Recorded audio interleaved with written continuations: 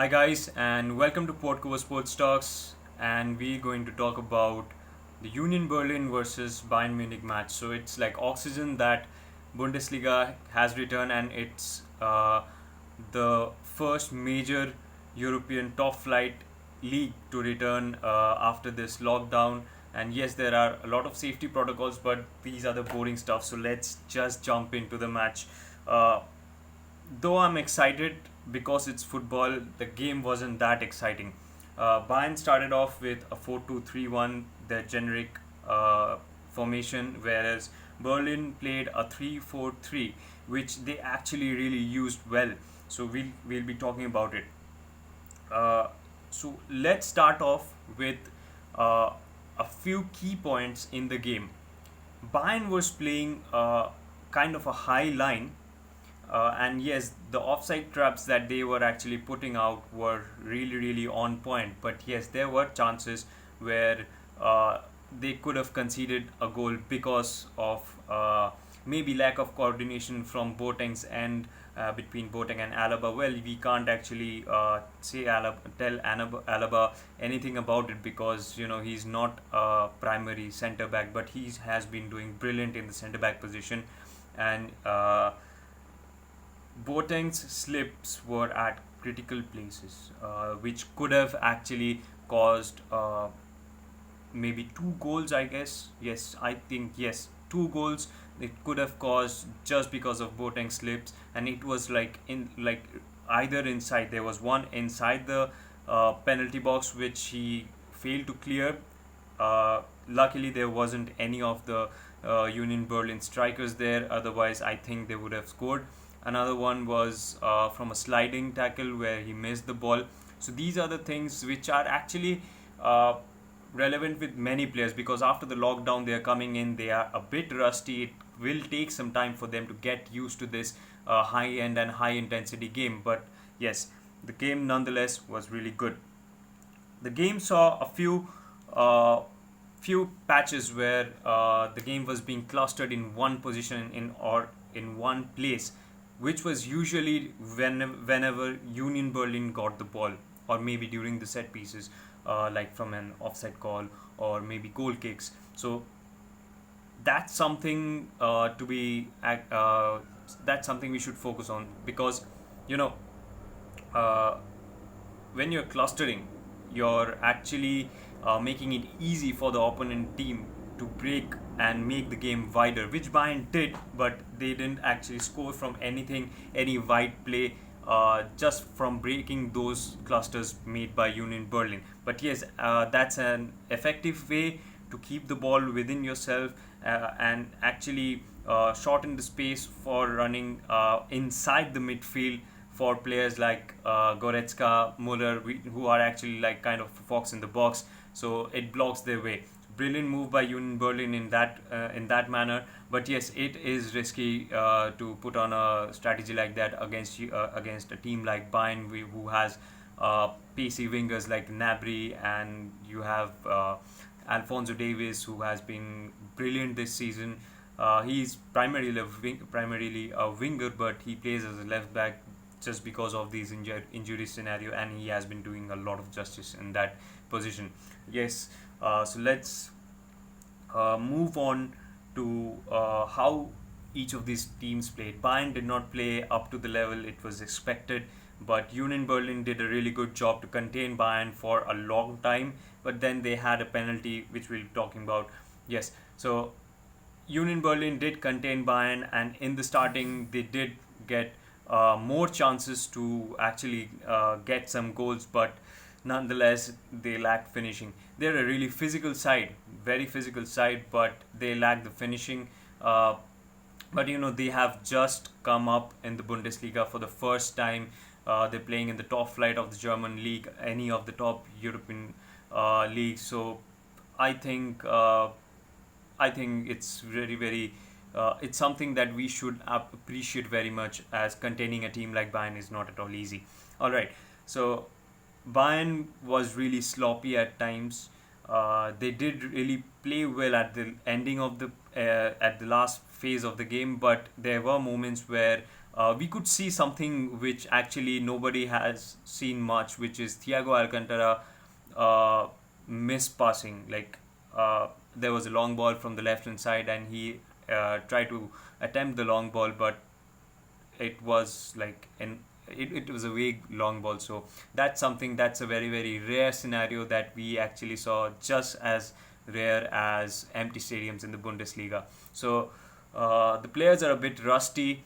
Bayern took some time to get into their rhythm, but once they got into the rhythm, it was really clearly evident that yes, they were going for the goal, but yes, they were lacking finishing. But that's just because uh, one part is because they are coming on after a forced lockdown for about 2 months, and they had no friendly matches whatsoever. So these are the things that actually cause players problem in the first match. It's like a preseason first match of the preseason. It's basically like a first match of the preseason where all the players are rusty. So can't really blame any one of them, but the game was good.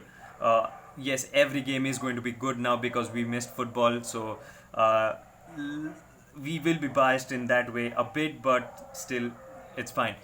We could see Bayern get their rhythm at the 22nd minute, but Union actually contained them by playing a lot of physical football, and hopefully we'll see more of that from Union in the rest of the league. Yes, a major part was missing, which was different, was the weather. The weather was absolutely not as Bundesliga is used to in playing. It's like entering summer in Germany, and in reality, it should have been the last week or second last week of Bundesliga, and this was like the conclusion. We concluded the league where you actually conclude the whole league and do all the ceremonies. Like this was to be meant to be the last phase of the league. But nonetheless, we have started watching football again, and that's a very bright side. All right, so let's talk about the goals. The first one, it's a very controversial goal. If you have seen it, if you have not, just go and like feed on the highlights. You'll see there was a set piece, and then a header by Goretzka to Gnabry. Gnabry had a good chance to finish it, but it's because of his presence of mind. He actually tried to pass it to Muller to get a solid and a clear-cut goal. And I can't really blame any one of the players in that scenario, because in that scenario you can't think much. You don't get time to think much as players are coming in inside the D box, inside the penalty box, and it was merely offside. It was like merely offside, and if it wouldn't have been a VAR decision, I think VAR decision, I don't think it would have caught anyone's eye that easily. So yes, justice has been done as that goal was disallowed, but it was a really close one. All right, so the next goal came off from a very sloppy tackle by Subotic on Goretzka inside the penalty box, as they considered a penalty. So this shows that how these players are not yet at their edge, and they are still working towards it. Subotic had very good stints against Bayern in his Dortmund days. I think he relived that again. But yes, the penalty. Now let's talk about the penalty. The penalty was, in my opinion, it was pathetic for a player like Robert Lewandowski. That penalty is something which if the goalkeeper was a bit better, I'm sure he would have saved it, because it wasn't that far away from the goalkeeper's hands. So again, yes, rusty. So but the term rusty doesn't go well with lethal and edgy finisher like Robert Lewandowski.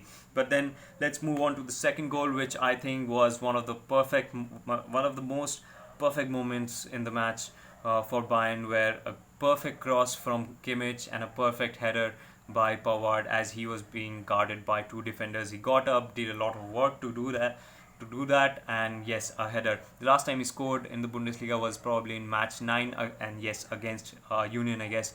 Yes, so We could see Pavard also attempting a shot or a kind of a volley from the right hand side, exactly how he scored for France in the World Cup. So Pavard has proved to be one of the key members uh, of the Bayern squad this season, and yes, along with Alphonso Davies at the back. But uh, the main industrious players were Kimmich and Thiago Alcantara, because the way they actually orchestrated the whole midfield, it's like praiseworthy, and it's something, it's beautiful to the eye. And uh, how intelligent Thiago Alcantara is. We know him from the Barca days where he was a wizard. He still is a wizard. And Kimmich, who has started off again to play as a in a more central role as a DM or a CM, and he has been doing great. The way he handles the ball, the way he actually controls the ball. He's a great passer of the ball, great crosser of the ball, and in a way, it's very industrious to have a player like Kimmich at the central midfield area. Okay, so let's talk about. We have talked about the goals. Yes, Lewandowski wasn't at par at his level, and now let's talk about the yellow cards. The first yellow card, I have a huge objection, which was for Lens on a loose tackle for Pavard, but it was very very light. It wasn't something. It should have been a warning at max, but it's just not a yellow card. It can't be a yellow card. It was a very very light challenge. The next challenge was from Davis on Promil, which got him a yellow card. Yes, that was a something I think Alfonso Davis will know, and that was intentional by his movement and by his face expression. It was evident that yes, he wanted to go in for the tackle, and yes, he did, and yes, he suffered and he got a yellow card. The next yellow card is going to be very important that we are talking about. It's for Kevin Scottleback, and he is at the heart of the defense. And this yellow card, it was a foul on Goretzka. I don't know why people are actually going to Goretzka to all the fouls. Man, he's an important player for Bayern Munich. Please don't do that. But nonetheless, all jokes apart, he's going to miss the next match, and I think it's going to be crucial for Union Berlin. And yes, it's something to worry about in the next match, because Bundesliga in this weather, it's very physically demanding. So you need your fittest player and your best players all the time on the pitch. So that's going to be a really tough situation for Union Berlin, but nonetheless they are going to come on. So let's talk about, like we have covered all of the match. So if you want to stick around for a few facts, here are a few facts. Trimmel, the player from Union Berlin, has had around 7 assists from set pieces, and yes, Union Berlin in this season has been very very lethal from the set pieces. The next one is Kingsley Coman came on for his 100th Bundesliga game. He has been plagued by numerous injuries, and yes, he was also contemplating his life, where he was considering a year or two back, he was considering retiring from football at this age, because he was tired of these injuries that he was facing. I hope the Bayern squad in the health arena and the physio arena are going to do a good job on him to keep him healthy and make sure he's not injury prone. That's a very important thing, because as a player he's very important both for the club and the national side, and he's super injury prone. So there's something to be worked on there, and I hope they will. And Gentner, he's a very experienced player, and Union Berlin didn't face Bayern Munich in a competitive match, but this was the first time for a lot of players, but not for Gentner. He has faced this was like his 25th time when he actually faced FC Bayern. He has played for other clubs, but yes, that was his 25th time playing the German Giants, and he came on in the second half, added a lot of maturity in the game, and actually changed the game a bit in the midfield. The passes were very good, and he was a bit of a controlling force in the midfield. And yes, in all over. He was actually controlling the game a lot in a lot of ways. So this is how I can actually conclude the game, and I'm really happy that Bundesliga is back. And you can see all the safety, and you could see the celebrations. It was like using these parts of your hands to actually give your player, give your brothers or your teammates high fives and all. But yes, nonetheless, it's back, guys, and hopefully you are going to watch all the Bundesliga matches internationally. It's getting a hell lot of viewers from all around the world, and players like fans like us who are actually, we could say that we were officially football starved, and now we are actually getting our life back. So I'm very happy about this. I'm sure you are.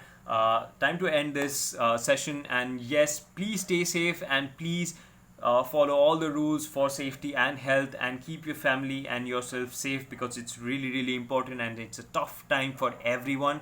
So let's fight it together, and I'm sure we are going to win this. And till then, keep following Bundesliga, as football is officially back, my friends.